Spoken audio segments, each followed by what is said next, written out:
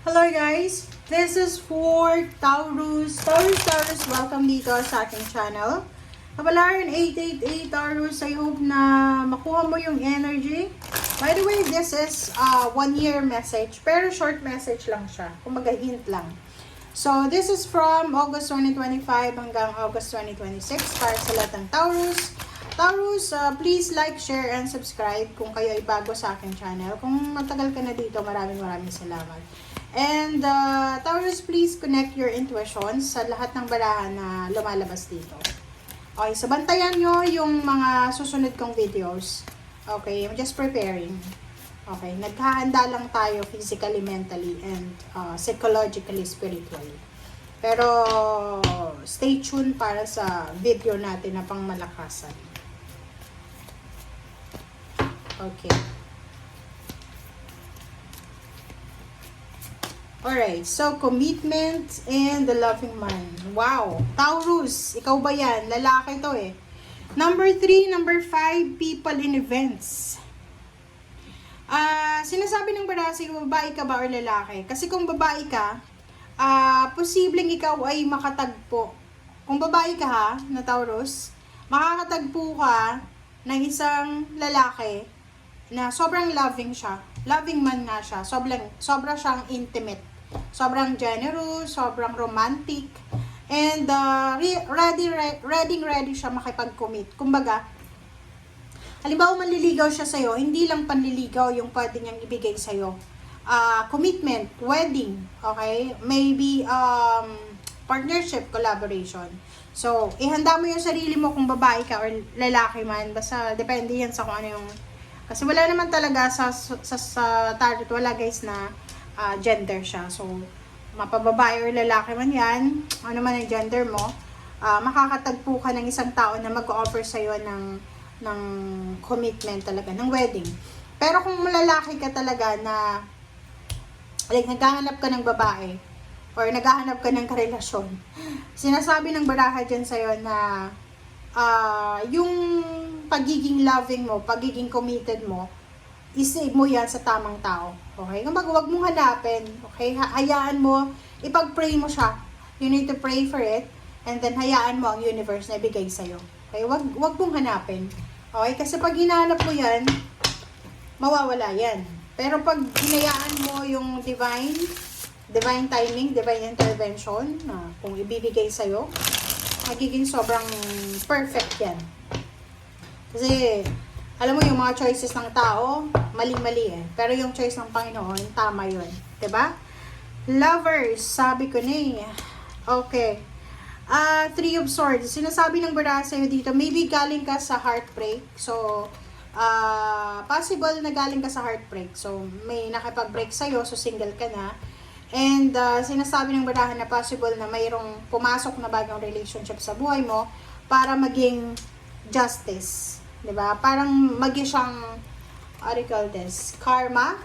Pwede siyang maging rason para mag-heal yung sugat mo. Okay? So, the Lovers and 3 of Swords, sinasabi ng baraha sa atin na if ever lang, Taurus, na may asawa ka, may ka-live-in, may boyfriend, girlfriend, and mayroon na loving person, committed person na gustong pumasok sa buhay mo, you need to think of your karma. Okay? Kailangan mo isipin na pag tinanggap ko ba to, masasaktan yung asawa ko, yung girlfriend or boyfriend ko. So, kailangan mong maging matalino. Okay?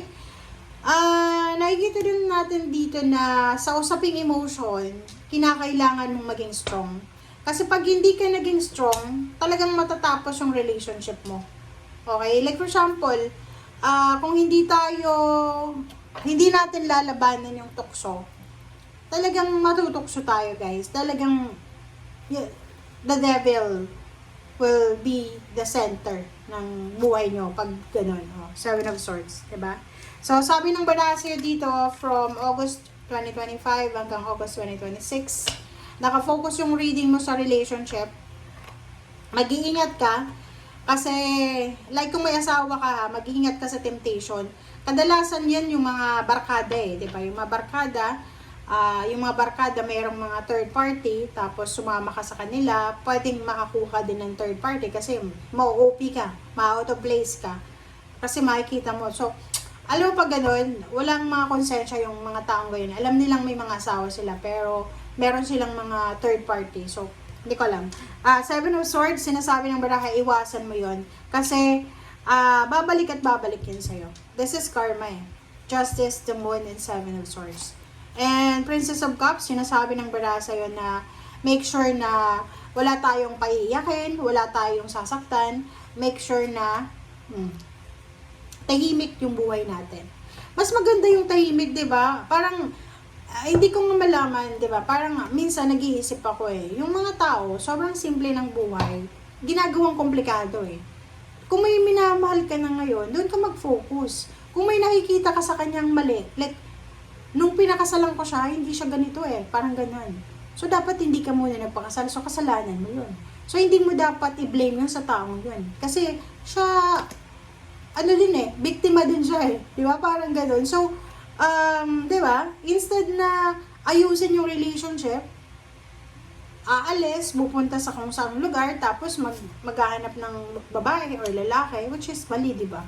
So, sinasabi ng baraha sa'yo dito na iwasan mo din, Taurus, yung pakikipag-away, pakikipag-kompetisyon.